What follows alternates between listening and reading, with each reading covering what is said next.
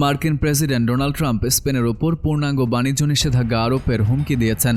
ইউরোপীয় ইউনিয়ন ও ন্যাটো মিত্র এই দেশটি ইরানে হামলার জন্য তাদের সামরিক ঘাঁটিগুলো ব্যবহারের অনুমতি দিতে অস্বীকার করার পর মঙ্গলবার ট্রাম্প এই কঠোর অবস্থান নেন।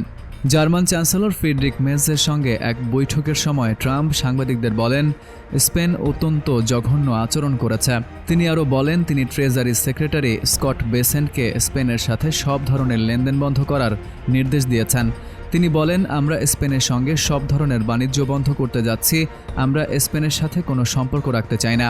স্পেন সরকার ইরানে হামলার জন্য তাদের ভূখণ্ডে অবস্থিত রোটা ও মোরন সামরিক ঘাঁটি ব্যবহার করতে দিতে অস্বীকৃতির পর যুক্তরাষ্ট্র ওই ঘাঁটি থেকে 15টি বিমান সরিয়ে নেয়। ট্রাম্প আরও বলেন, স্পেনের সঙ্গে সম্পর্কিত সব ব্যবসা বন্ধ করার অধিকার আমার আছে। এমবার্গো আমি যা চাই করতে পারি এবং আমরা স্পেনের ক্ষেত্রে তা করতে পারি।